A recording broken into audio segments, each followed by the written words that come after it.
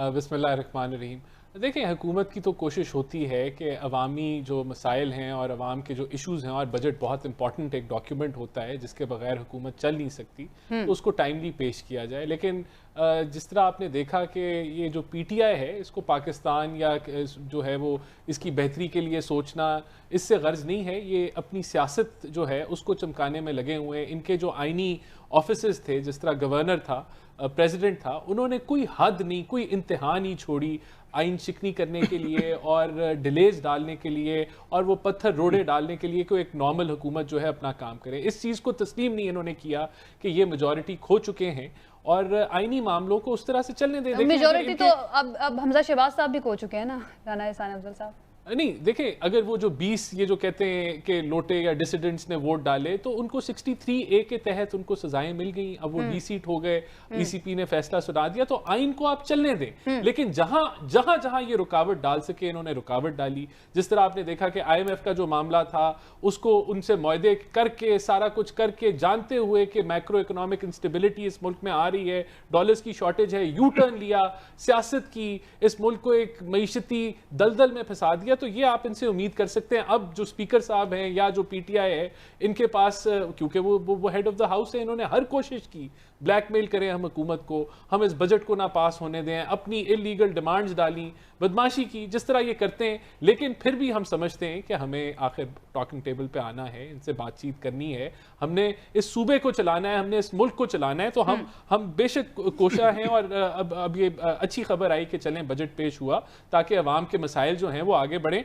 और उनका हल की हम तलाश करें। दूसरा, खावर साहब ने कहा कि कोई फाइनेंस मिनिस्टर नहीं है और ये ब्यूरोक्रेसी बजट बना रही है। तो मैं इस बजट मेकिंग प्रोसेस का हिस्सा था। रिसोर्स मोबिलाइजेशन कमेटीज की भी मीटिंग हुई, उसमें सारे सियासी लोग बैठे हुए थे। एडीबी की BCO मीटिंग्स हुई जो हमजा साहब ने ली, अपनी काबीना के साथ ली, इनपुट्स ली अपने कोalition पार्टनर से।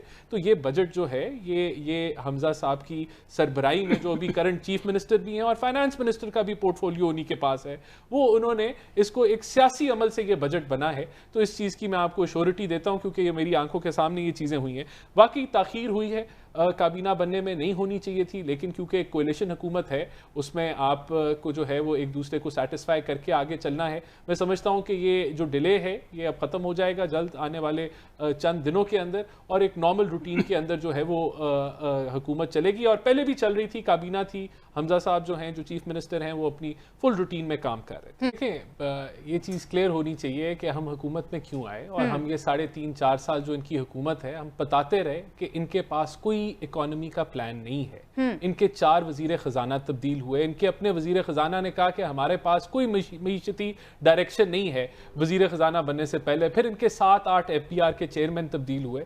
हम क्यों हुकूमत में आए? क्योंकि यहाँ जो टैक्स टू GDP रेशो, जब हम 11% टू GDP पे था, जब हमने हुकूमत लिए तो 8% पे था। इन्होंने अपने 3.5-4 सालों में इनके अपने बकौल 76% कर्जे पाकिस्तान की तारीख के इन्होंने उठा लिए। तो मुल्क को हम इस तबाही से, जो दिवालियेपन की तरफ ये लेके जा रहे थे, उससे बचाने के लिए आए। और जब इन्होंने पेट्रोल की कीमतें जो हैं वो कम की और वो मराद दी 300 अरब की मनफी की IMF के प्रोग्राम को ये डिली डैली करते रहे, यानी कि 1.5-2 साल से IMF का प्रोग्राम सस्पेंडेड रहा। आपको पता था कि मैक्रो डॉलर कम है, आपका करंट अकाउंट डेफिसिट 16 अरब इस साल होने जा रहा है, 12 अरब के आपने कर्जों की अदायगी करनी है। ये जानते हुए कि मैक्रो इकोनॉमिक इंस्टेबिलिटी है, इन्होंने IMF के अपने मुआहदों के ऊपर पानी फेरा, पाकिस्तान को धक्का दिया उस खाई के अंदर जिसके अंदर आज हम हैं। और जब हम निकाल रहे हैं तो ये खावर साहब ये तमाशा, और पीटीआई तमाशा कर रही है कि ये देखें 2 माह की हुकूमत ने 60 रुपए पेट्रोल बढ़ा दिया। लेकिन हसन साहब, जिस वक्त पीटीआई गवर्नमेंट पैसे बढ़ाती थी पेट्रोल के ऊपर, तो आप लोग ही तनकीद किया करते थे ना कि इस वक्त इतना बुरा हाल है मुल्क का और आप पैसे बढ़ा रहे हैं। हमने तनकीद की, हमने की ये, क्योंकि तेल की कीमतें सिफर भी हो गई थी दुनिया के अंदर, मनफी भी चले गई थी, तब ये 50 रुपए टैक्स और लेवी लेते थे। तो हमने हुकूमती आमदन जो तेल पे ये कमा रहे थे, ज्यादा कमा रहे थे, उस पर हमने तनकीद की कि ये ज्यादा है, इसको हुकूमती टैक्स और लेवी को कम होना चाहिए। लेकिन अभी तो गंगा उल्टी बह रही है ना, अभी तो हुकूमत आमदन नहीं कमा रही, ना सेल टैक्स कमा रही है, ना लेवी कमा रही है। ये इन्होंने 30 जून तक फ्रीज कर दिए, यानी कि जो ये सब्सिडी हुकूमत दे रही है वो 15% कर्जे लेके दे रही है, 15% सूद की शरह पे। तो ये तो, इस पे तो सियासत नहीं होनी चाहिए। पहले जब आमदन थी तो हम उस पे तनकीद करते थे, और जब इन्होंने कम किया तो खाकान अब्बासी ने अगले दिन प्रेस कॉन्फ्रेंस की कि आपके पास कहां है वो फिस्कल स्पेस। तो इन्होंने कहा जी हमने तो ज्यादा टैक्स कलेक्शन कर लिया। वो भी झूठ था कि ये जो 4000 अरब का जो खसारा इन्होंने बजट किया था वो 5100 अरब निकला, यानी कि 1100 अरब से फिस्कल खसारा बढ़ गया, 8.5% पे ले गए। अब हमने उसको बजट किया है कि हम उसको अंडर 5% लेके आएंगे। इसी तरह करंट अकाउंट डेफिसिट को हम अंडर 2% के करीब लेके आएंगे। आप ये देखें, ये कहते हैं हमने मईशत का भला किया। जो सर्कुलर डेट था, जो 71 साल पाकिस्तान की तारीख में 1100 अरब बना था, इन्होंने 3.5 सालों में उसको 150% बढ़ा के 2500 अरब पे ले गए। कहां थी रिफॉर्म्स? कौन सी रिफॉर्म्स ये लेके आए पावर सेक्टर के अंदर? ये तो छोड़े रिफॉर्म्स, ये तो गैस के शोबे में 1500 अरब का खसारा छोड़ के चले गए। ये कहते हैं हमने ग्रोथ रेट की 5.97।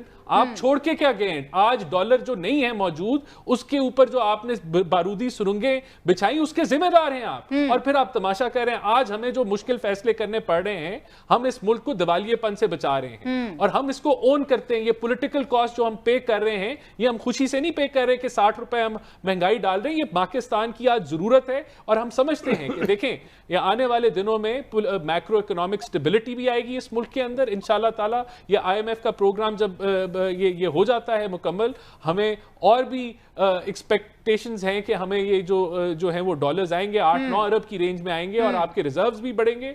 ये रुपया भी इस्तेकामत की तरफ आएगा और ये जो हमें ये जो इकदाम लेने पड़े हैं इंटरनेशनल प्राइसेस की तनाजुर के अंदर, ये भी रिवर्स होंगे। ये हमेशा के लिए नहीं है। तो ये हमें आज जिस चीज की जरूरत है वो पॉलिटिकल स्टेबिलिटी की जरूरत है। आए बैठे ऑपोजिशन के अंदर, आए हमें आईना दिखाएं, हकीकी ऑपोजिशन करें।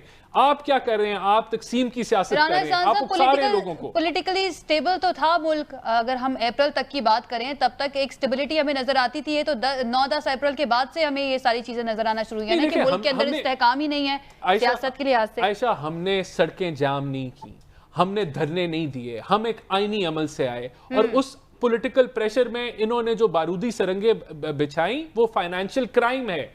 वो क्राइम है फाइनेंशियल के IMF के मुआहदे किए से ये मरोड़ के इन्होंने जो एक मैक्रो इकोनॉमिक इंस्टेबिलिटी में लेके आए। क्यों किए इन्होंने फैसले? पॉलिटिकल प्रेशर आज हमारे पे भी है। हम तो नहीं हुकूमत छोड़ के भाग रहे और इसको मुल्क को और मईशती दलदल में फंसा रहे। हम तो ये we are facing the challenge, we are taking it head on और हम वो मुश्किल फैसले करके इस मुल्क को इंशाल्लाह ताला इस्तेकामत की तरफ लेके जाएंगे। नेशनल देखें क्या हुआ है, ये पाकिस्तान, ये दुनिया की तारीख में शायद बहुत अरसे बाद जो क्रूड ऑयल है 124 पे गया है। हम उसका मुकाबला कर रहे हैं इंशाल्लाह ताला। ये जो मुश्किल फैसले हैं ये चंद महीनों के लिए हैं, ये रिवर्सल होगा। और इन्होंने पूछा कि हमारा, इनका प्लान था कि जी इन्होंने एक्सपोर्ट्स बढ़ाई, तो भाई आपने करंट अकाउंट डेफिसिट को तो काबू करना था। वो तो 16 अरब पे खड़ा है इस साल। जो आपने एक्सपोर्ट्स बढ़ाई, आप क्यों नहीं अवाम को बताते कि एक्सपोर्ट्स 28% बढ़ी, इंपोर्ट्स 50% बढ़ी और जो ट्रेड डेफिसिट है वो पाकिस्तान की 74 साल तारीख में सबसे ज्यादा इस वक्त तक 45 अरब डॉलर तक